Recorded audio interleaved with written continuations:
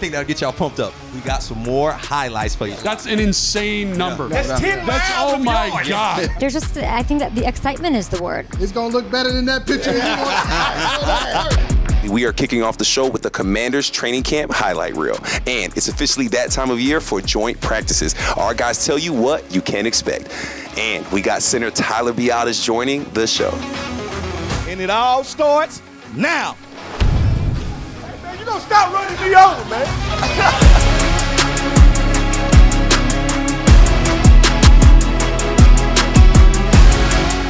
What's good, Commanders family? Brian Copeland Jr. here with Logan Paulson, Santana Moss, Fred Smoot, London Fletcher, and the Sean Springs, man. Got a full crew here with us. Must mean we are in training camp. Now, fellas, there's a lot going on. Preseason week 1. We got joint practices, but more importantly, we got unofficial depth charts. How y'all feeling about how things are stacking up? I mean, I think it's really interesting getting that unofficial. I know it's unofficial, but it's always really telling, especially at the quarterback spot when our guy Jaden Daniels is out there at #1 spot. And like Fletch was saying, we were talking about this earlier, that's like the worst kept secret in football. But like, it's good to see all of his hard work, all those technical abilities starting to pay off. And I think it's going to be the week 1 starter, but we'll see. It's still early. And I think it helps you figure out certain mysteries, especially when you got a new coaching staff. Like, my big thing is Jamin Davis. Where are you going to play him? Is his hand in the dirt? Is he a rush in? Is he a stand-up linebacker? Right now, they got him with the second group. The question is, how are you going to use him? Because you're going to play him with the first group sometimes. So how are you going to use him when you play him? So when I see stuff like that, that's telling me that, hey, you know what? Like they told me, the defensive coordinator, everybody's starting right now. No doubt. One thing that stood out to me was Brandon Coleman. Right now listed as the starting left tackle. I know that's what they were hoping for when they drafted him in the 3rd round out of TCU, hoping he would be that left tackle. Hopefully he can sustain that and be the week 1 starter. Another rookie, you talk about Coleman now. How about Mike Sinistro on the defense side of the ball at nickel?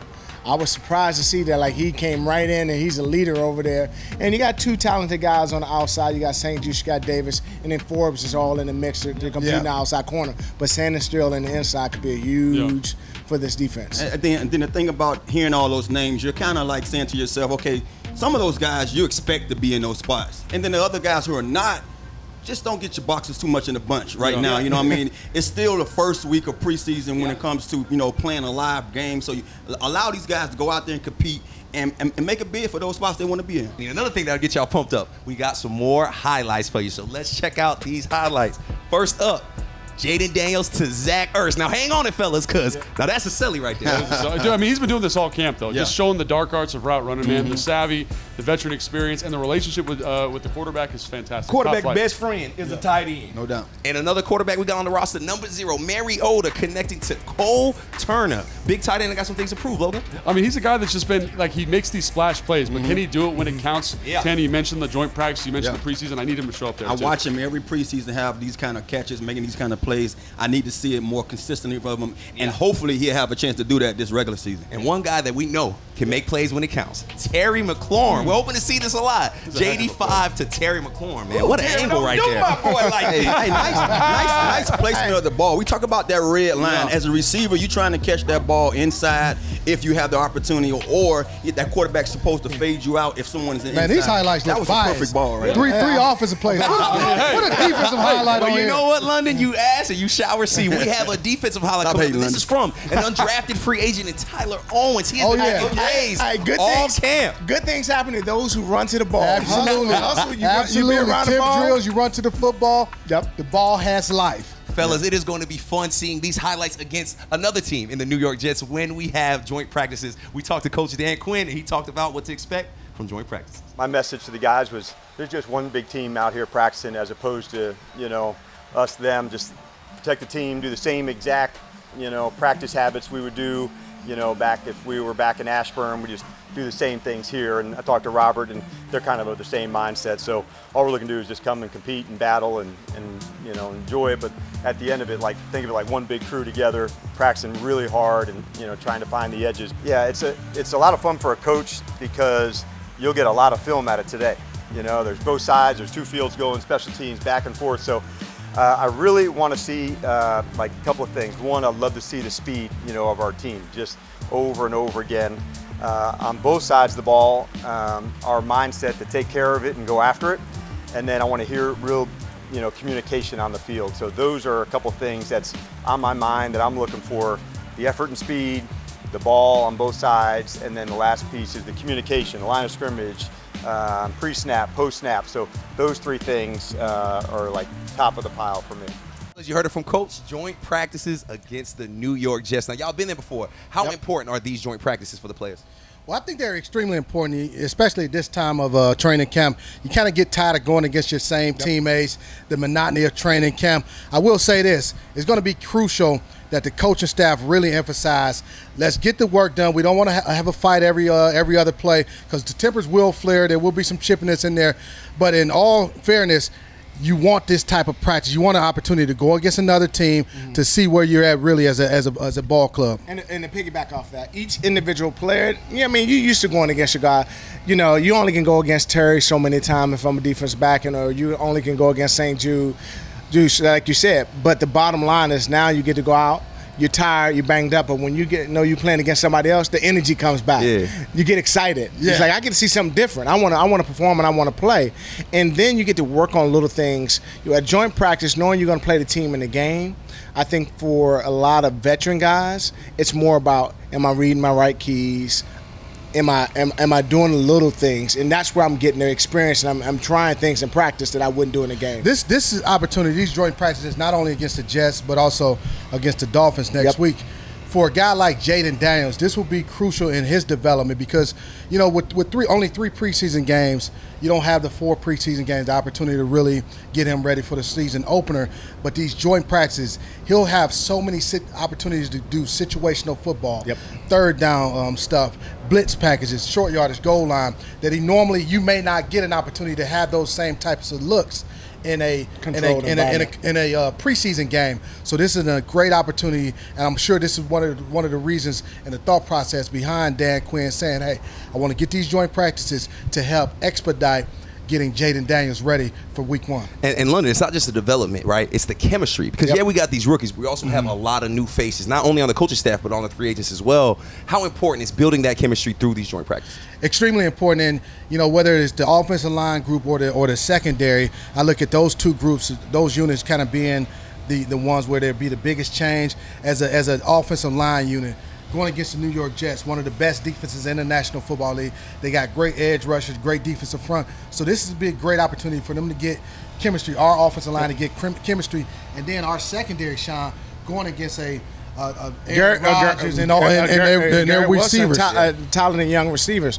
And it gives you, so when you have practice, coaches are in your ear, they're on the sideline. But now, when the first time you're in a joint practice, coach might just let you play. He might give you the call, see how you communicate, see how guys are moving together. So when you talk about developing the chemistry, Mike Sinistro, a rookie. He's first time starting. Right now he's starting as nickelback, playing with St. Jude's, rotating over, taking the calls from the safety, working with the linebackers, understanding his run fit. That's just one example of a guy at a position who's a rookie now. Everybody got to blend together, and that's what's needed at these joint practices, to be able to communicate and be able to talk. But there'll probably be some chippiness too. Oh yeah, for sure. A lot of chippiness. Fellas, a lot of threads to follow as we hit our preseason opener. But at that preseason opener, what are you looking most closely to? We know Jaden will be starting. What are you looking at? Really, I know it'll be a vanilla game plans, and you don't do a lot of game planning for them, especially that first preseason game. What type of offense are we going to run under Cliff Kingsbury? And also, Joe Witt Jr., what is he going to really showcase from a defensive standpoint, the different fronts? And the great thing about being a new coaching staff, you get to hold a lot of stuff to your chest. So the Tampa Bay Buccaneers don't know exactly what you're going to do. So probably a lot of vanilla stuff, but still you'll have to work on some of your base offense and defense. So I want to see what those units look like in particular. Going in the first week, I mean, you talk about a team coached by Robert Saleh. Now everybody knows the type of defense and the mentality that he's bringing, not just to his defense, but the overall team. Very physical. Yeah. So I want to see, and I noticed we haven't had a lot of padded practices. But I want to see if those guys are fresh. I want to see if they're going to match the energy, if they're going to be physical. Because we know how the Jets, they're going to come out with a physical mindset. They're going to compete on the edges. They're going to compete on the interior. Physical running back in Breece Hall, Aaron Rodgers, Garrett Wilson. So I'm interested to see how this energy that we see going over the bags and the start of practice, if that can be carried over into the preseason game. A lot of new faces that we are looking to see, and one of those is center Tyler Biadasz. Now, I got a chance to catch up with Biadasz after training camp, and we talked about him developing chemistry with our new quarterback, Jaden Daniels. It's time for Best Seat in the House, presented by SeatGeek, your ticket to great Commander seats. And I'm sure you were brought in as a big piece of helping Jaden develop, because there's nothing like that center quarterback chemistry. And you had actually mentioned it on Free Agency Friday when we spoke last about building that chemistry with whatever quarterback you were playing with. Right. How have you been able to build that chemistry so far? Yeah, I mean, it's just having that relationship. I think it's just it doesn't, sometimes, you want to get to know the person outside of football, and what they do and what they're all about, but also just with how he is as a person and whether or not just having like small conversations here and there, like you just get to know his vibe and like know his type of persona of what he brings. And but I mean, it's honestly like it's on you, it's on us, it's on us to build the best relationship we can and be the best duo that we can be, and that takes time. It's not just like it's just going to happen, right? So we're always like on each other about whatever the case may be, whether it's installs or whatever. So I mean, we're doing a great job of just communication right now. We're excited to see Viatis out on this field Saturday and looking forward to watching him develop chemistry with Jaden Daniels. And speaking of game day, Commanders preseason football is here and you won't want to miss it. You can catch all of this week's preseason action on WSA 9. Kickoff is set for 12 p.m. this Saturday. I will be on the sidelines. Can't wait to see you guys. Fellas, it is crazy to be talking about game day. We are almost here. Preseason opener against the New York Jets. How are y'all feeling? As players, y'all all been here before. Yeah. What was preseason week 1 like for you guys? Finally. Yes. Honestly, game time. Training camp is a lot different now. I think when we played, man, it was the times where you really had to go out there and practice twice a day. So really, once you get to that first preseason game, you're actually telling yourself, man, it's go time. It's time for me now to see something different and have a different kind of routine, because that routine throughout the week was dreadful. It's one of those things that you hated getting up for. Yeah, it's the ultimate dress rehearsal. It's all right, let's get back in the groove of things. Football season has started. It's started, but it's serious, but not too serious. All right, it amps you up to get you in shape, to let you get your reflexes back going. Like, that's what I want to get out here do. I want to get out here. I want to backpedal. I want to swap some paint, because, once you got Fletcher at linebacker, I got to do all the tackling. So, you know what I'm saying? So, when in preseason, I'm going out there and I'm warming up and getting ready to do these things. So, that's what I think it is. It's a step in the right direction. Yeah, absolutely. And I think for a guy like that's on the fringe of the roster, like I was for most of my career, like you're trying to figure out how much they're going to play. Like, who will I be playing against? Is there film on this guy? What kind of defense did they run the year before? So a lot of stuff going to that first preseason game, and it's different for everybody, right? Yeah. Like I'm sure, Tanny, you were just like, hey, I'm going to go out here, get my cool 5, get a catch, and get out. And I was like, man, I got to play all these teams and do all this different stuff. Very different vibes for different people, for sure. And Logan, as our premier evaluator, these games are all about evaluating, man. So what will you be looking at week 1 against the Jets? Yeah, so I think the thing is, like, all these young guys we've been talking about, we talked about on Ticket to the Draft podcast, like just what they look like. This is like Fred said, this is the first dress rehearsal, right? So I know everyone's look good on the practice field, but when you get out there, sometimes people lose their minds, right? Yeah. It's the first time you're out there by yourself. A lot of times, not sometimes. The coach isn't out there, right, helping you out. So what do they look like? Can they handle all this stuff? Defensively, are they where they're supposed to be? Offensively, can you win your one-on-one matchups? That's a big thing. And I think the thing about joint practice that's different than the preseason game is that in joint practice you get to see kind of all the stuff the coordinators want, because it's not on TV, right? So it's a little different. In the first preseason game, it's a talent evaluation, and in I think the joint practice, it's more of a scheme evaluation. Did y'all still have that wow factor in that first preseason game where you like, I can't believe I'm in the league. Oh, my goodness. I can't believe I'm on the field with Junior Seau. Like, you have to get that out of your system, and I think that's what the preseason is good for. All right, this is my new reality. I need to learn how to live in it. When did you shake that feeling off, though, Fred? Like, is that instant as soon as the whistle blows? It went all the way to the first game I actually played, which I ended up playing the San Diego Chargers with Doug Flutie and Junior Seau. So until my jersey got dirty, I was still kind of just mystified by these people. And Fred, we have a lot of young secondaries, so let's talk about them. I mean, this Jets offense is expected to be very high power. What are you looking to see from our defense, especially that secondary? Well, I'm just happy they're going against a vet like Aaron Rodgers. The one thing he can do at the line, he can change games at the line. So they're going to see him check. And now we got to see our middle linebacker check us into something different. They're going to see him with precision passes. He going to throw back shoulder, front shoulder. He going to challenge you in every angle of the pass game. And that's what you want if you Forbes. I want to leave New York if I'm Forbes and say, yes, I picked off Aaron Rodgers 2-3 times. I'm getting there. I'm getting in my groove. So if you ever going to pick off a guy, you want it to be a guy like Aaron Rodgers. And even if Aaron Rodgers doesn't play, they're going to get that opportunity in the joint practice. That's what I'm talking about. That's one of the benefits of the joint practice, right? And on the other side, Tanner, Sauce Gardner, one of the best defensive backs in the league. We have a very young wide receiver room. What do you want to see from those guys going against this Jets secondary? Well, I'm pretty sure Sauce Gardner not going to be out there as much. So let me go ahead and say that before I get into detail what he's going to do. No, but honestly, I think you know, you kind of anticipate him getting a couple of plays. Yeah. You never really know in the preseason game. You know, already I think Coach has, alluded to saying that our first string guys might not be out there. He wants to see a lot of them throughout the practice. I've been saying he wants to see them practice and not in the game. Yeah, so I'm going into that game with that mindset like, hey, maybe if he's out here, this is what I want to work on. And then also from a scheme standpoint, they're going to be generic on defense. They're not going to go out there and show too many different schemes and stuff. So it's going to be basic. Man-to-man. Cover three.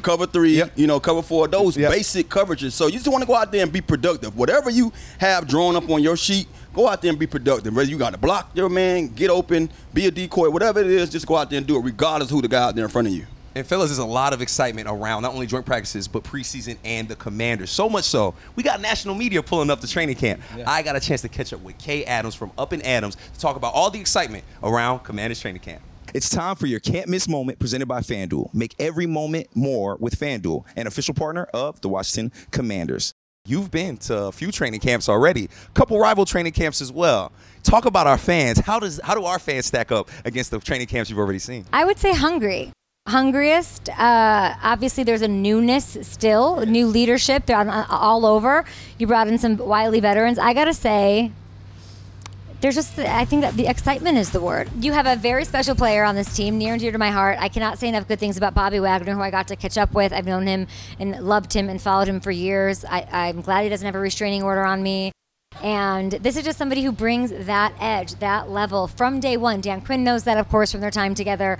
You know, if he gets an all-pro here in Washington with the Commanders, he is right there with Mike Singletary. He is beating Deion Sanders, more all-pros than the Peyton Mannings of the world. That is a bona fide Hall of Famer who's going to make an impact. Ron Payne told me so. He's going to clean up, affect the run stuffing game, all of that. And y'all got to, you know, Saquon Barkley looked pretty good. So y'all got to stop Saquon Barkley twice a year. I think we're going to have a good time stopping him. Now, you said you got to catch up with Bobby Wagner.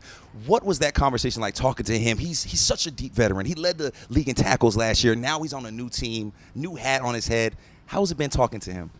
He's never changed. There's no difference in him. I think that consistency is what Dan Quinn wanted to sort of bring his message and his energy. Payne seemed really motivated by having him there. You know, I asked him, you're an old head. So what are these young guys asking? And he goes, first they asked me how old I am, and they can't believe I'm 34. Secondly, they asked me about my technique. They asked me, how do I watch tape? So even just that sort of osmosis, like you're learning by being in the room with him. But he's got a lot to give. He wants that all-pro. He won't say it, but he wants it. He knows he can get it. And it'll happen here. I really believe that. I think after talking and meeting Adam Peters, who I loved, I never met him before. The D-line seemed to be something he perked up about, just body language-wise, more than some of the other positions. So I'm really looking at that D-line wreck and shop this year. I love hearing that because it's nice to see, you know, you're national, right? We're here every day, so we're really close to it. But you're national, so you're just here for the day, but you're recognizing the things that are by design. Bobby Wagner was brought in to be that leader. So it's great that you're asking those questions and noticing those things. You got to talk to Dan Quinn, right? Yeah. How was talking to Dan Quinn? He's been around a long time. I'm sure you've got to talk to Dan Quinn before, but now he's the head coach of the Washington Commanders. What has it been like talking to head coach Dan Quinn? I think I said like 7 times today, you look really happy.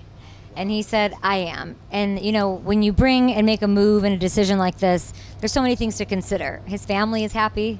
He's happy. He's able to focus. I think a relationship with your GM is really meaningful. Bringing in an Adam Peters who also wants to put his mark, and he did right away, by the way, shaping foundationally what this roster needs to look like with a series of moves, which we love to see.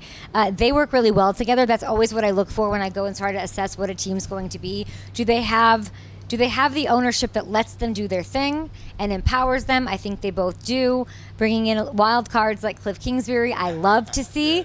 You know, a young, not a young guy, but a third-year now receiver like Jahan Dotson saying Cliff's going to get the ball. I might get to throw the ball in this offense, which he did, of course, a couple of times successfully at Penn State, 2 out of 2, by the way. And then you have these young, reckless kids like the Luke McCaffreys coming in and wanting to just add in any way that they can.